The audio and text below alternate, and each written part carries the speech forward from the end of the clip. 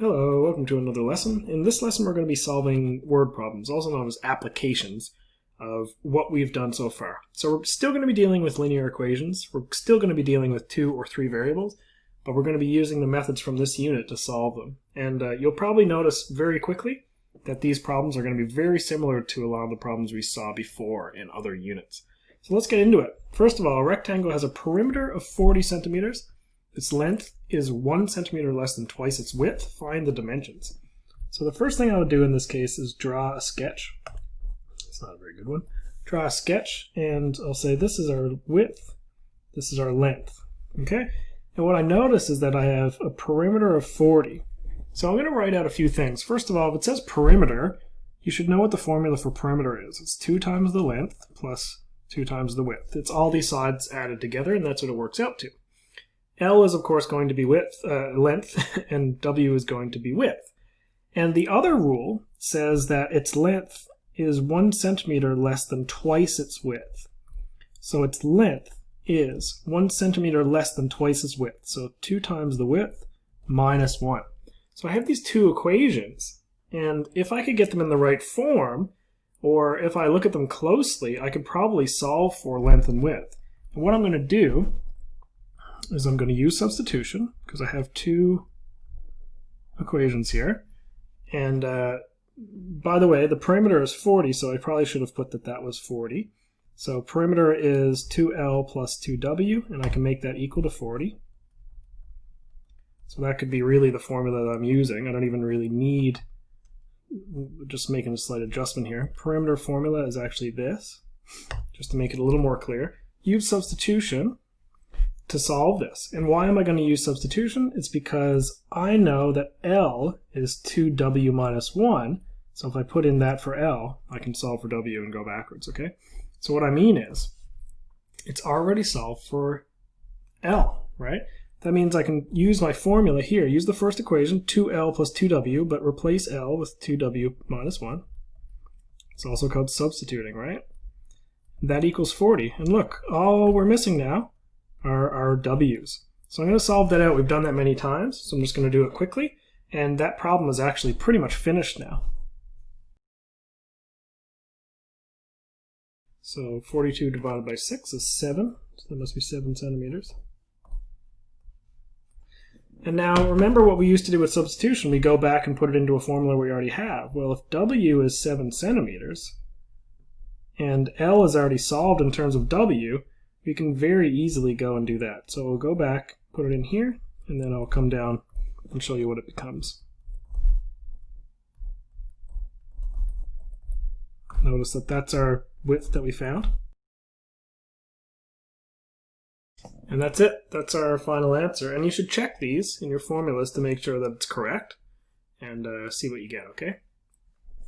So that's it for question 1. And again, it should look very familiar. We did one like this in other unit, but this way we've done actually 2 different equations. So let's try question 2. A chemist has 2 acid solutions. One is 30% acid and the other is 50% acid. The chemist needs to mix these 2 solutions to make 60 liters of a 38% acid solution. How much of each is required? So I'm going to draw a little picture here. So my first solution, I've got a 30% solution. I'll call that solution X. I've got a 50% solution that needs to be added to it. I'll call that solution Y. It's my other solution. I don't know how many liters I have. But in the end, in these container, really, I need to have 38% of some solution. I know how many liters that is. That's 60 liters. So given these things, I actually have all of the equations that I need. You might not think so right now looking at this, but I actually do. The equations I have, well, I know that the 2 solutions added together, some number of liters of X and some number of liters of Y, needs to be 60 liters. I also know what their percentages are, and you'll hopefully recognize this formula from a previous unit.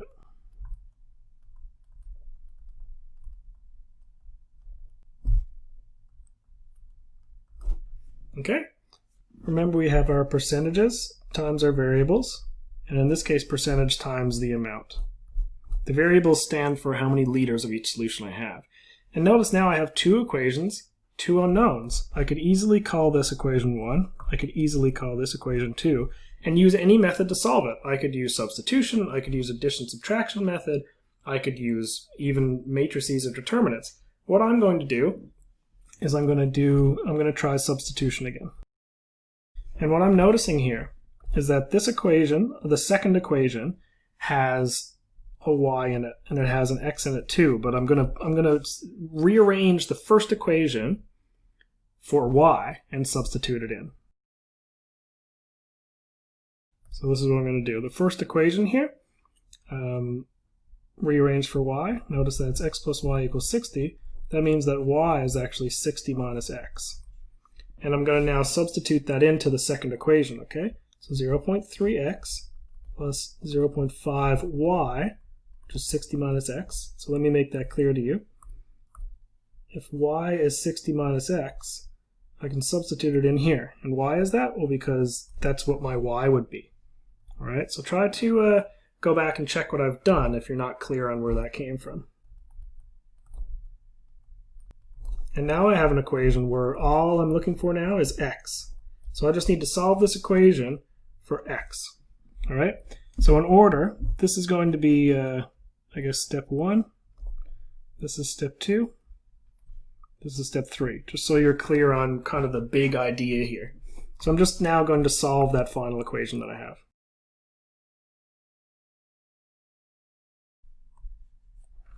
Okay, so what I found was I need 36 liters of that first solution x. Now what am I going to do? Well, because this is the substitution method, I'm going to take the x, put it into this equation, take 36, put it into that equation, and it'll give me my y value back, okay? So I guess I could call that my fourth step if you were going to number these steps here.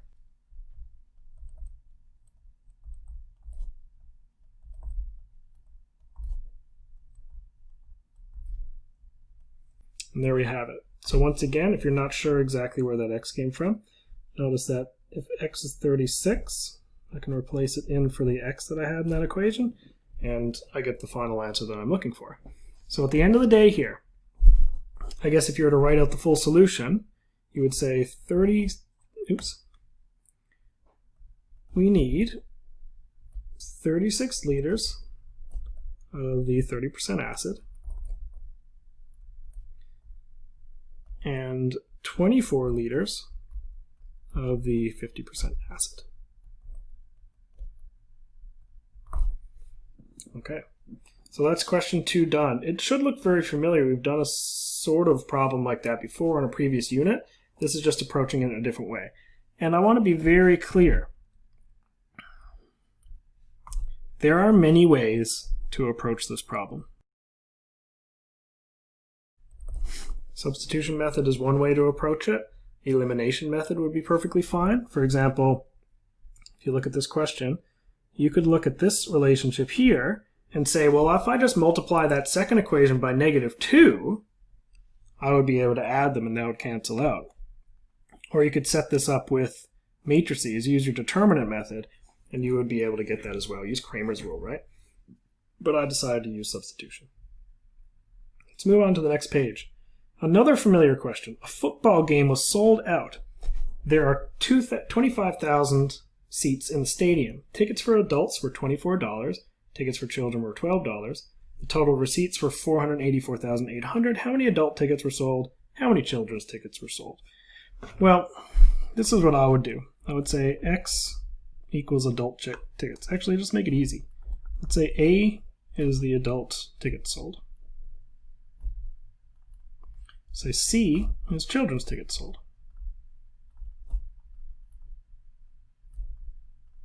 Let's look at the rules that I've been given, or given the situation. What do I have? It says there's 25,000 seats in the stadium. That means that the adult tickets sold plus the children's tickets sold must be 25,000. All right? 25,000 seats in the stadium. That's where this equation comes from. What other equation do I have? Well, I know that tickets for adults are $24 and for children are $12. That would give us the following equation. $24 for adult tickets, $12 for children's tickets, And then what does that give us? Well, that would give us the total receipt. That would give us the total amount. If it's $24 per adult ticket, you multiply it by how many tickets you have. $12 per children's tickets, multiplied by how many tickets you have. We'll get our total cost, or our total receipts. Total amount that you made that day. And once again, now we've reached a point where we can use any method now. And I'm saying that substitution method, S-U-B, substitution method, looks easiest. Why is that? Well, let's look at these equations. Why would substitution method be so easy?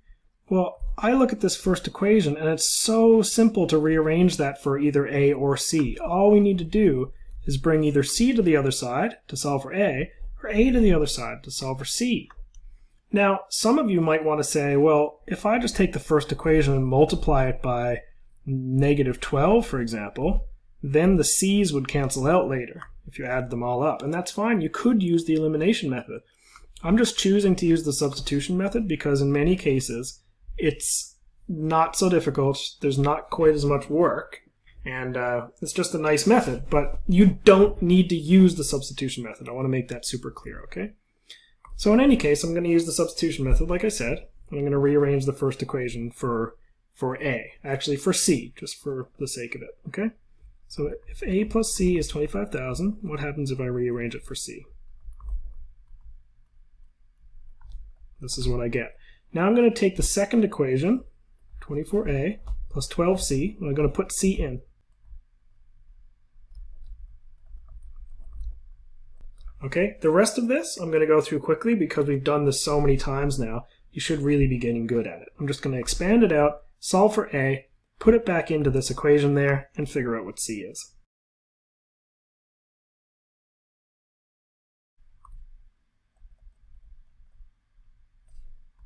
Okay, so now that I've solved for A, I know how many adult tickets I've bought, or I have.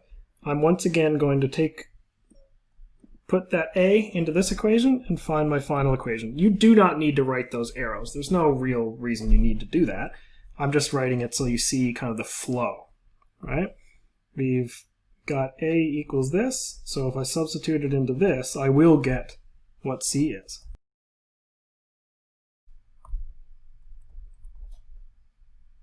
Okay, so if you add those together, 15,400 plus 9,600, you definitely get 25,000 tickets. So it looks like this works out okay. So I'm just going to write out my final answer statement, and we'll be done here. All done. So again, if you want the flow of how I worked this out, first I got the equations. That was the hardest part. It came from the information that was given here. The second step was to rearrange one of the equations because I wanted to use the substitution method. Third step was actually to solve for one of those variables, and the fourth step was to solve for the other variable that I didn't solve yet. All right, same process I've been following pretty much this whole time. Let's move on to question 4. Steve, Tracy, and Jeff. Ooh, 3 people. I wonder what that's going to mean. Maybe it's going to mean 3 variables. Steve, Tracy, and Jeff drove a total of 50 kilometers to work every day. Well, let's just say that Steve's distance and Tracy's distance and Jeff's distance are X, Y, and Z. Okay, just in the order that I see it. They drive 50 kilometers to work every day. A total of 50 kilometers to work every day. So that whole sentence, if they all drive different distances, but you add all those distances up, it equals 50. So that means X plus Y plus Z is 50. That's my first equation coming from that first piece of information. Steve drives twice as far as Tracy. Steve drives twice as far as Tracy. Interesting. That could probably be a second equation. Steve, being X, drives twice as far as Tracy. So Steve's distance is twice as far as Tracy, so twice the distance Y. All right? Why did I leave all that space? Well, let me make it more obvious. X is 2 times Y. And then our third piece of information here, which says Jeff drives 10 kilometers farther than Steve. So Jeff being Z, 10 kilometers further than Steve. Well, it must be whatever Steve's is, so X plus 10. We've got these 3 equations that are kind of in a weird form here. We've got, normally we want to see it in the form ax plus by plus cz equals d. But we've kind of got a bit of a jumble going on, so we want to put them all in the same form here. So that's also called standard form. So I want them all to come in the order of the letters that I see. There's my first one. The second one, I'm going to leave that space again, like I kind of foreshadowed before, but I need to bring the 2y over in order to put the y on the left side. There is no z, so I'm not going to put anything there, and that equals 0, because I've moved, I've brought the 2y from that side. It leaves a 0 on that side. And the other one's going to be a little bit weird. It's going to be negative x plus nothing plus z equals 10. All right, and you could technically say that there's some zeros here if that keeps you organized, but now we see that we have a nice little matrix where we can use our determinants next. But I'm realizing now I didn't even finish the question, so let me actually read the whole question. They all drive a total of 50 kilometers. Steve drives twice as far as Tracy. Jeff drives 10 kilometers further than Steve. Use a system of 3 equations and 3 unknowns to find how far Tracy drives each day. So the question is, how far did Tracy drive? Or in other words, which one's Tracy here? Y? Well, we need to say y equals something. Now, this is where Kramer's rule comes in extremely handy. Kramer's rule allows us to find a variable without solving for the rest of the variables, which I've said before. So all we need to do is say y equals, well, let me set up the basic equation. It's d sub y over d. And now we can solve it this way. And just solve for y, we never need to worry about x and z. So the first one, remember, is going to come directly from this. That's the bottom. That's going to be our regular determinant, okay? So 1, 1, negative 1. 1, negative 2, 0. 1, 0, and 1. So remember, these zeros are whenever we have gaps. So if we don't have the variable in that row, we put zeros there as placeholders. Now let's do a similar thing on the top. And remember what happens here. The right side needs to take the place of the y column.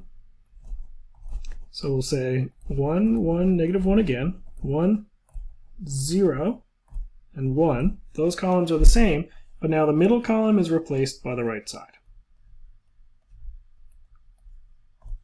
And we covered that quite extensively already, so if you're a little confused, you might want to go back to learning about d sub y, d sub x, and that kind of thing in a previous video. And what you're going to want to do, and I'm not going to show you this because I've already done this very extensively in class, is whatever way you're comfortable with, find the determinant of the top and the bottom. I recommend you pause the video right now and check yourself what that's going to be. Okay? Check what the determinant's going to be and see if you can solve it. What you should get is this. Negative 40 on top, negative 5 on bottom. If you divide those, you get 8. So the answer here, if you remember what the question was, the answer is how far that Tracy drove. Does 8 make sense? Well, 8 would mean 8 kilometers. So the answer must be Tracy drove 8 kilometers. There's really no way to check this one because we haven't found x and z. But that's the beauty of Kramer's rule. When you look back at this, as long as you have been careful, you didn't need to solve for Steve and Jeff's distance. You only needed to find Tracy's distance. That's the best part about Kramer's rule. We did all this work to set it up, but at the end of the day, you can skip a lot of the work because you don't care about the other variables. So we're going to do a similar thing for the next 2 questions because they all involve multiple variables. In fact, I think 3 variables each. No, this one is just 2 variables, so it's going to be back to our regular methods. Last year, the computer lab purchased 8 Dell PCs and 12 Apple Macs. The cost of those computers was $20,800. I don't know why I said it like that, $20,800. This year, the computer company said it would sell computers to the lab at the same cost per computer. This year, the lab purchased 12 Dell PCs and 7 Apple iMacs for $18,000. how much did each Dell PC cost, and how much did each Apple iMac cost. All right, well, we need to figure out what things are going to be. I'm just going to say D, for the sake of argument, I'm going to say D is our number of Dell PCs, and A is our Apple Macs, actually the cost of each. It's not the number of each, it's the cost of each. And let's look at the rules that I've been given. Well, it says that last year they purchased 8 Dell and 12 Apple Macs, and the cost is $20,800. So this is what I would write. I would say 8D plus 12A equals 20,800. That's our number of PCs purchased and the cost of the total last year. This year, it said it bought 12 Dell PCs and 7 Apple iMacs, and that total came to $18,000. Okay, interesting. So based on those rules alone, we are going to be able to figure out what each of these things are. Okay, we could use substitution, we could use elimination, we could even use Kramer's rule, but I'm going to go ahead and try the elimination method here.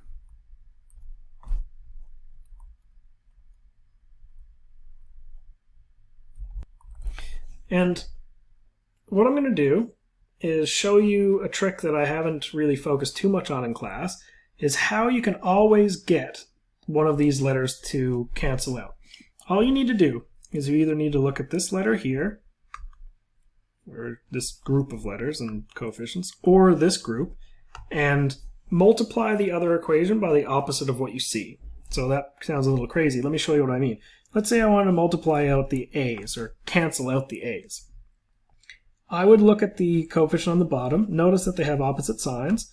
So I would look at the coefficient on the bottom and multiply the top one by the opposite of it. Okay? Top we can multiply by the -7. The bottom one I'm going to multiply by this coefficient that I see here. Notice that when I finish, one of them is going to be negative and one of them is going to be positive. Sorry, there's no sign here, so one of them is going to be positive. That'll give you bigger numbers, and it won't be the easiest way to do this. Well, sorry, it won't be the smallest number version of what we can do here, but it will give us the answer really nicely. Let me show you what I mean, because it's always better just to show instead of tell. Right? The first equation, what happens when I multiply by -7? Well, I get -56D. 12 times -7 is -84. And 20,800 times -7 is, wait, 20,800 times -7, -145,600. Okay, so that's not that helpful in itself. That's this equation there. But the next equation, when I get it, I think it'll become more clear what's going to happen. 12 times 12 is 144, so I have 144D. 7 times 12 is 84. Okay, we've already got something very special going on in this. And then let's finish it. 18,000 times 12 is 216,000. So what I said was that if we took one of the equations and multiplied by the opposite of the other coefficient, or multiplied by each other, so the top equation, I multiply this 12 by the 7 on bottom, and multiply this 7 by the 12 on top, you will be able to work out how to cancel them. It'll tell you how to eliminate. So let's add these together, because we know that they're going to cancel. So -56 plus 144, 88. The next one's cancelled, so you can put a little tiny +0 if you want, but really they've canceled each other completely. And see what the next piece gives. Okay, 70,400. Divide both sides by 88. Sorry about that. We get 800. So the Dell PCs are going to cost $800.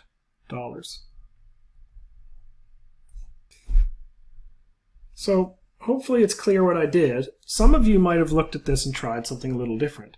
I mean, if you multiplied the top equation by 3, the second equation by 2, you would get this turn into 24, and you get this turn into 24, and you'd be able to do the same thing. So there are many, many ways to do the elimination method. You don't need to do the method that I'm telling you. All right? I just want you to see why this method works. For the last time, I'll show you this. Where did this 7 come from? I wanted to cancel out the a's, so I took the 7 on bottom and I multiplied that on top. Same thing for the bottom. Where did this 12 come from? I looked at the coefficient of the one next to a on top, and that's where it came from. I'm not done because I only got the cost of the del PCs. Let's go ahead and get the cost of the Apple PCs, and all I need to do is take one or the other equation. I'm just going to take the top equation and work that out. So 8D, so 8 times 800 plus 12A equals 20,800, and now I'm going to work that out.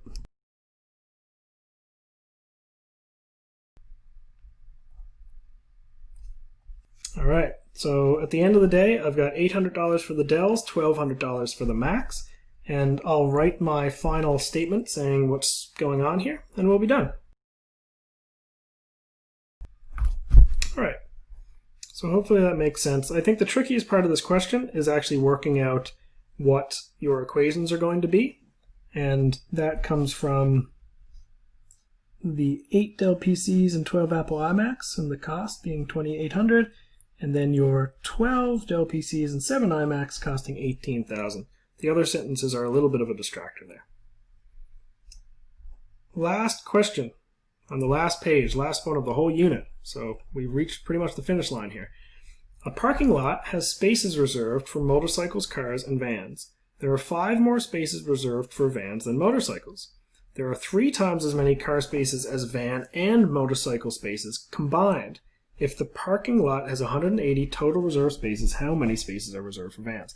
Let's take this piece by piece. All right, I'm going to call the motorcycles, we can call it X, Y, and Z, just to make life easier in the order that I see them. Motorcycles are going to be X, cars are going to be Y, and vans are going to be Z. We know from the first sentence there are 5 more spaces, second sentence I guess, 5 more spaces reserved for vans than for motorcycles. How am I going to represent that in terms of my equations? 5 more spaces for vans than motorcycles. Well, it must be that X is equal to 5 more spaces for vans than motorcycles. So vans are Z, and that's X plus 5. Okay? Maybe to make life easier, because I know ahead of time I'm going to be wanting to write this in like X, Y, Z order, I'm going to go ahead and write this one in a little different way. I'm going to put the Z on the other side. Okay? Make my life easier. Now, check yourself, pause the video and think about that if you need to. There are 5 more spaces reserved for vans than motorcycles. These are your number of van spaces. This is your number of motorcycle spaces. If my motorcycle spaces have 5 added to it, that will give me my van spaces. Okay? Take time to process that. If you don't understand it, you're going to have to sit and think through it. Really take time to think through it instead of just watching me set these up, because you're going to have to set it up yourself at some point. What's my next sentence? There are 3 times as many car spaces as van and motorcycle spaces combined. This one's pretty tricky. 3 times as many as van and motorcycle spaces combined. My vans and motorcycles are X and Z, okay? X plus Z. 3 times as many of those combined. This is what that's going to look like. 3 times those combined gives you the car spaces, okay? Cars being Y. That's tricky. This one's tricky.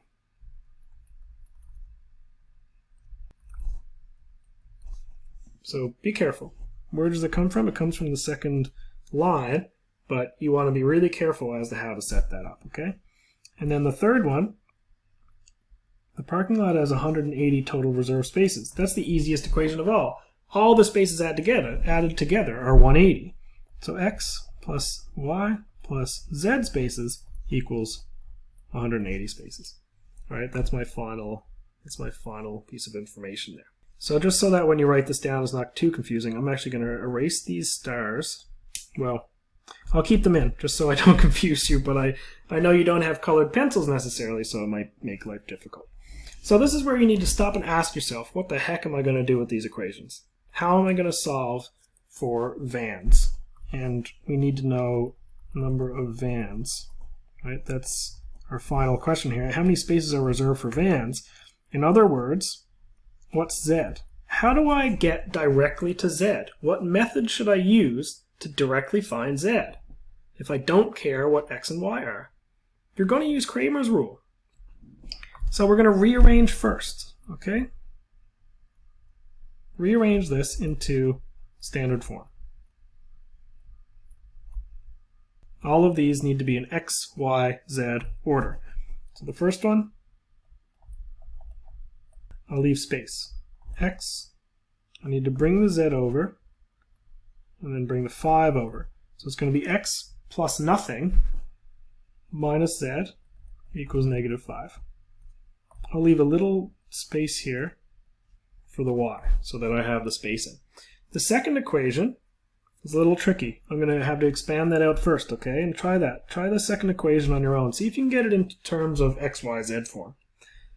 What you should get is 3x minus y plus 3z equals what? Well, it equals 0, because there's nothing left on that side. Finally, I'm going to do my third equation. The third equation was given to me for free, so I don't need to do anything. That's a really nice one. So I'm not kidding. When I say that the hardest part of this is setting up the equations, it really is. That's it. You need to build them yourself in this step, and then you need to rearrange them. And as long as you rearrange them carefully, you're going to be able to find z now really fast. And how are we going to do that? We're going to use Kramer's rule. That means d sub z over d. And all you need to do is know how to write those two determinants out. Let me give myself lots of space. Okay. The bottom determinant here is going to match that left side. Just steal the coefficients in front of all the letters. 1, 3, and 1. 0, negative 1, and 1. Negative 1, 3, and 1. And test yourself now.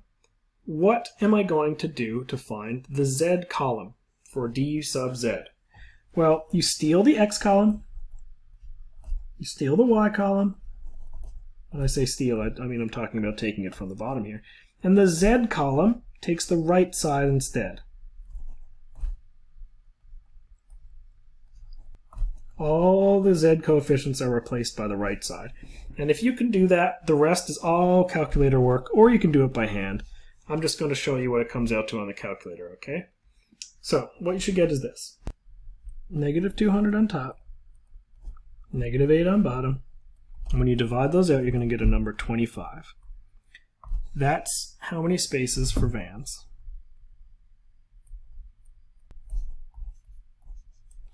So if we were to write this out more clearly, kind of in a sentence space, you could just say 25 spaces are reserved for vans.